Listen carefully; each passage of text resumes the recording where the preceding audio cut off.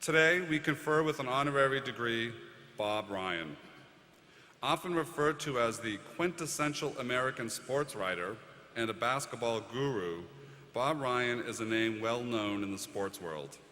A man whose passion for the game of basketball won him a seat at the Boston Globe in 1969, where he went on to become the Celtics beat writer and later the general sports columnist in 1989. He has covered multiple championships in all 4 primary pro sports, 11 Olympic Games, 29 Final Fours. In August of 2012, after 44 years of working for the same daily newspaper, Bob retired his post as a full-time columnist for the Globe.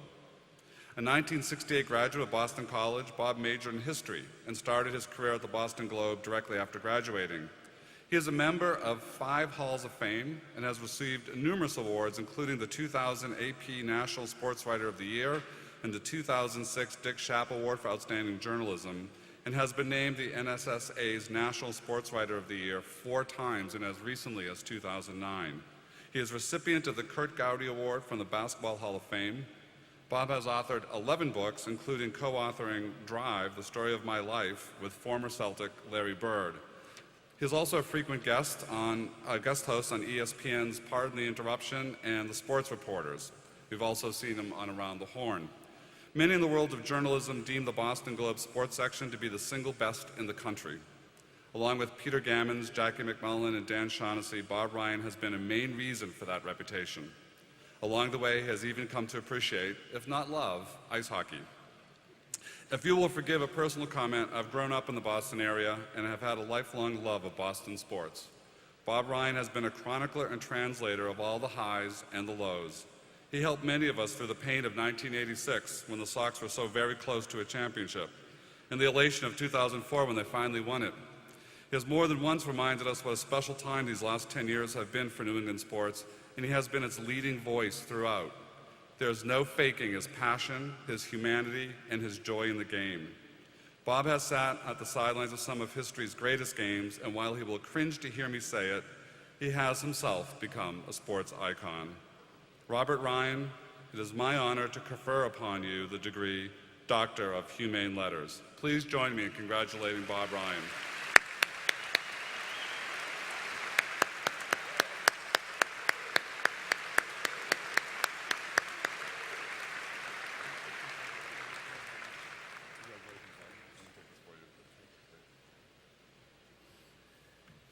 Good morning. President LeBlanc, distinguished members of the faculty, undistinguished members of the faculty, parents, assorted relatives, and friends of the graduates, members of the board, Dennis Litke, and future debtors, members of the class of 2013, I offer my sincere apologies. I am mortally embarrassed. I am not Barack Obama. I am not John Huntsman, who, if I may say so, would have made a splendid presidential candidate for a certain political party currently dominated by crazed ideologues. I am not Jacob Weisberg. I am not Clayton Christensen. I am not Oprah Winfrey. I am not Anderson Cooper. I am not even Stephen A. Smith. No, I am merely Bob Ryan, someone who has spent more than 4 decades covering sports.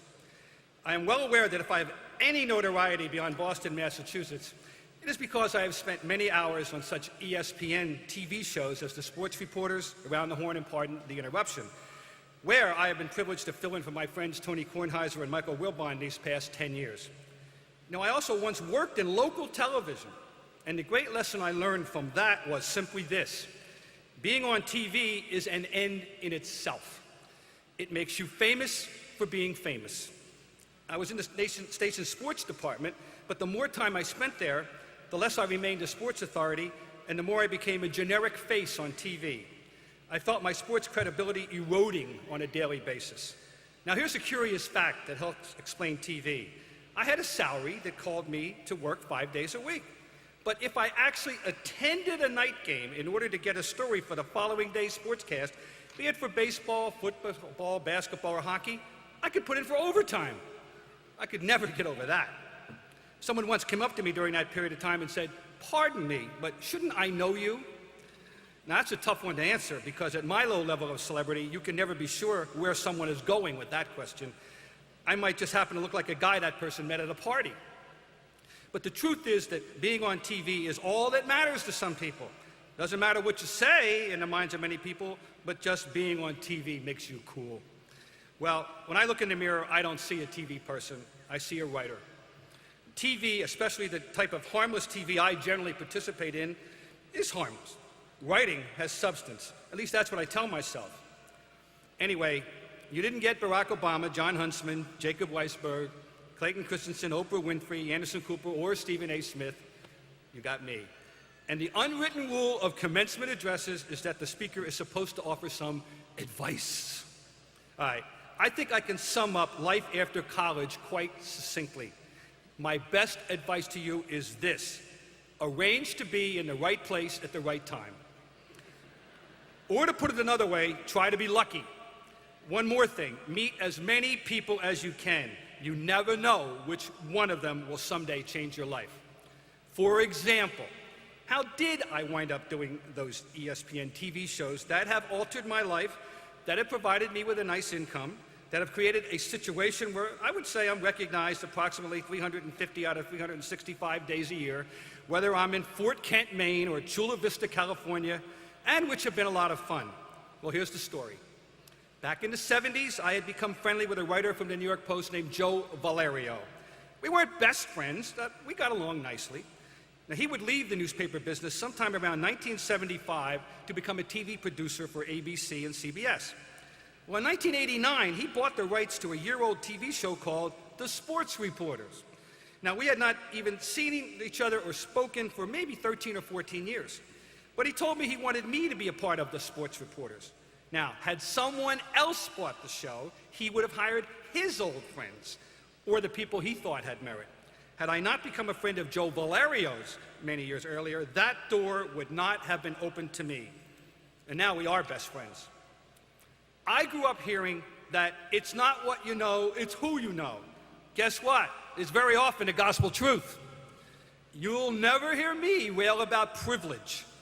I had 3 different summer jobs because different people had told my mother that, quote, when Bobby is old enough, give me a call, unquote. And she did, and they came through. My father died when I was 11.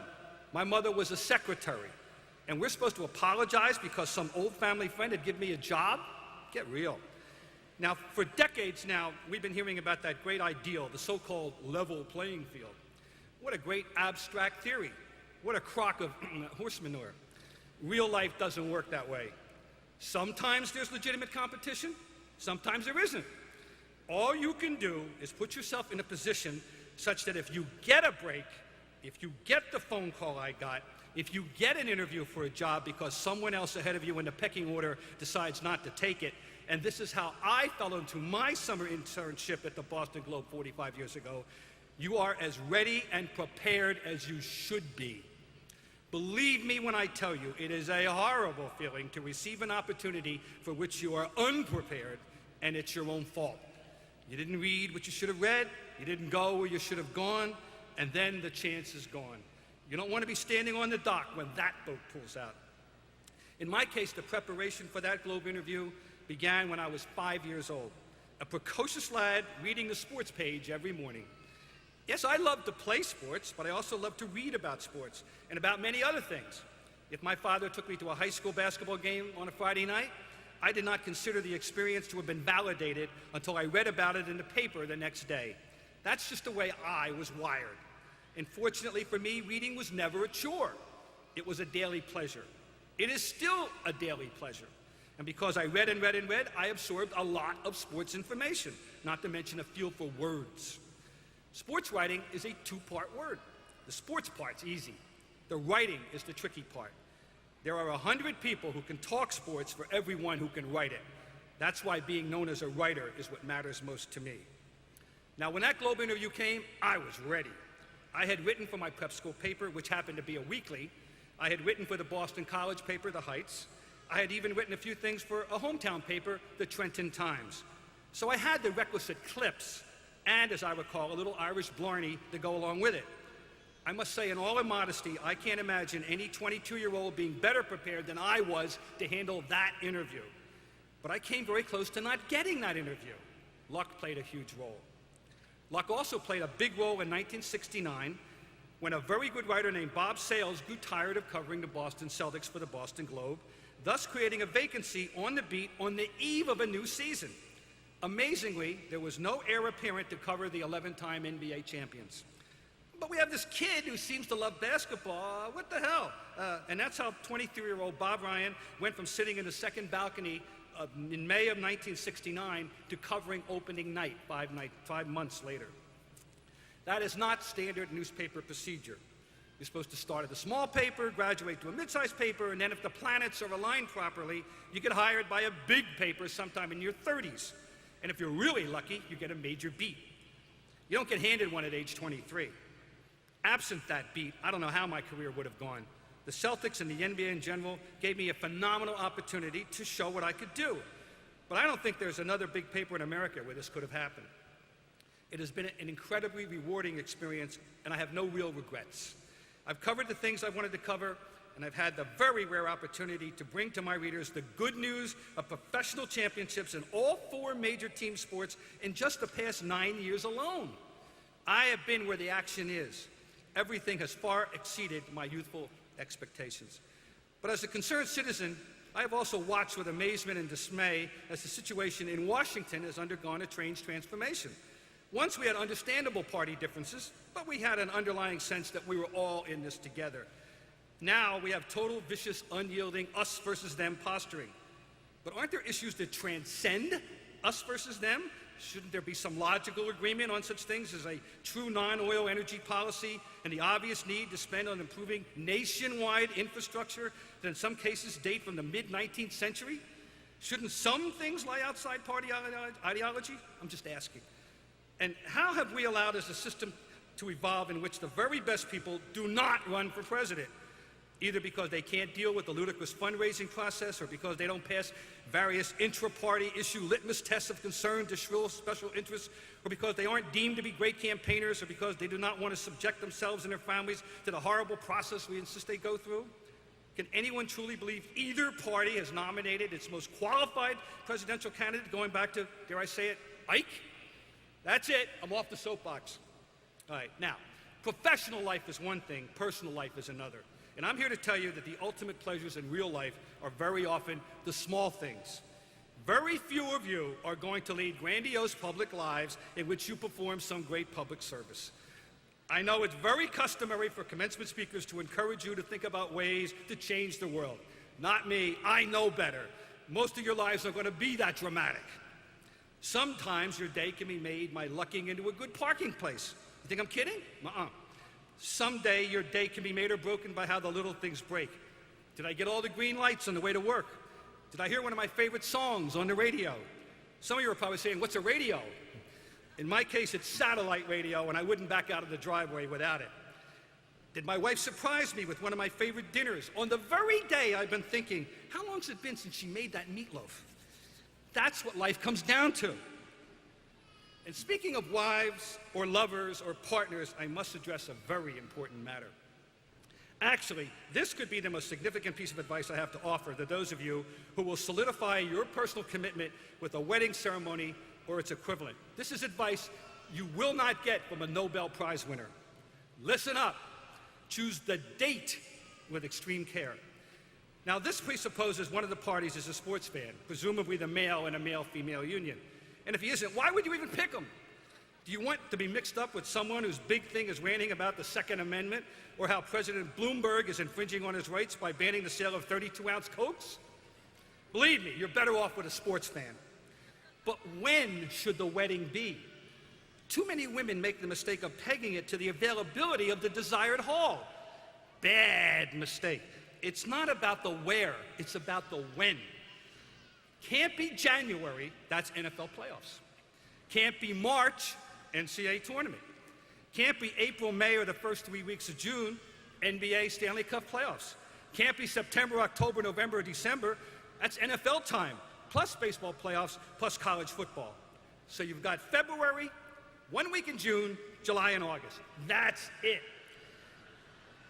Do it right, or else don't start complaining when all the groom, the ushers, and half the guests head right to the bar and the TV set as soon as you reach the hall. I was an usher at one wedding when we all rushed to see the Kentucky Derby. I was a wedding where Pedro Martinez was pitching against Roger Clemens, and there was no TV in the place. The poor bride could not be held accountable for failure to project the pitching matchup, but at least she could have done was select a hall with a bar and a TV. That's wedding planning 101. This is one you want to get right. If 50% of the marriages end up in divorce, I'd say 90% of that 50% picked the wrong wedding day to begin with. All right, I hope I don't sound gloomy. When I was sitting where you were and are 45 years ago, I had no idea how it would turn out. I didn't know I'd get to 49 states and 20 foreign countries, that I would cover all those World Series, Super Bowls, NBA Finals, bowl games, golf majors, and Ryder Cups, that I'd go to 11 Olympics, and that I'd get to know Woody Page personally. The whole thing was a blank slate. Yours is too. Your life is an adventure waiting to happen. Make the most of it. Thank you. Now, go have a hell of a party.